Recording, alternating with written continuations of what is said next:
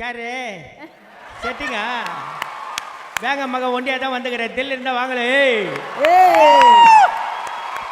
முக்கியமான ஒரு ஸ்லாங் பேசணும். ஆனால் இந்த டைலாக்கை கேட்டு எதிர்க்க வர்றவங்க சண்டைக்கு வரக்கூடாது. வரக்கூடாது. ஓகே. யாரு செட்டிங்க வேங்க மக ஒண்டியாக தான் வந்திருக்கேன் தில் இருந்தால் வாங்கோ. Thank you sir, thank you. பைக் கிடைச்சோன்னே வீட்டிலே இருக்க மாட்டீங்களாமே, சுற்றிட்டே இருக்கீங்களாமே? இல்லை அது சுற்றுறதுக்கு தானே வாங்கி கொடுத்துருக்குறாங்க. வீட்டில் சும்மா வச்சுக்கிட்டு இருந்தாக்கா அப்புறம் என்னத்துக்கு? வாங்கியும் கொடுத்துட்டு கம்ப்ளைண்டும் பண்ணா எப்படி? இல்லை அது அப்படியே வீட்டில் வச்சுருந்தா தமிழில் ஒரு பழமொழி இருக்குது, அறுக்க மாட்டாதவன் கழுத்தில் 58 கருக்கருவான்னு. அந்த மாதிரி இருக்கக்கூடாது. பைக்கு வாங்கி கொடுத்தாங்களா சரி, கார் எடுக்க வேண்டாம், ஜாலியாக ஊரை சுற்றிக்கிட்டே இருந்தால் பழைய ஞாபகம்லாம் நினைவுக்கு வரும் இல்லையா? பழைய ஞாபகங்களா?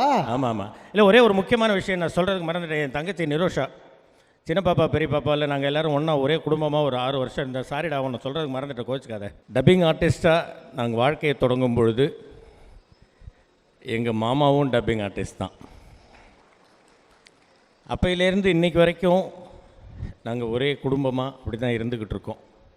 நான் எத்தனை படங்கள் எவ்வளவு நாட்கள் டப்பிங் தேட்டர்லேயே இருந்திருக்கேன் அப்படிங்கிறதெல்லாம் எங்கள் மாமாவுக்கு தெரியும், எங்கள் ஐயா எஸ்பிஎம் சாருக்கு தெரியும், எங்கள் டிஜே சாருக்கு தெரியும், நிறைய பேருக்கு தெரியும்.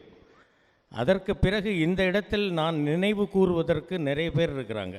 என்னுடைய நண்பன் ராஜு ஈஸ்வர், சின்ன பாப்பா பெரிய பாப்பா டைரக்டர் எஸ்என் சக்திவேல், அதுக்கு அப்புறமா எனக்கு வாய்ப்பு கொடுத்த எத்தனையோ பேர், எல்லோருக்கும் நான் இந்த மேடையில் என்னுடைய சிரம் தாழ்த்தி என்னுடைய வணக்கங்களை தெரிவித்துக் கொள்கிறேன். மெயினாக எனக்கு சப்போர்ட்டாக இருக்கிறது என்னுடைய ஃபேமிலி, என்னுடைய மனைவி, என்னுடைய மகள், மகன். இந்த 8 தோட்டாக்களுக்காக இந்த விருது எனக்கு கிடைத்திருப்பதற்கு காரணம் என்னுடைய மகன் இயக்குனர் ஸ்ரீ கணேஷ். அவரை இந்த இடத்தில் நான் நன்றியோடு நினைவு கூறுகிறேன்.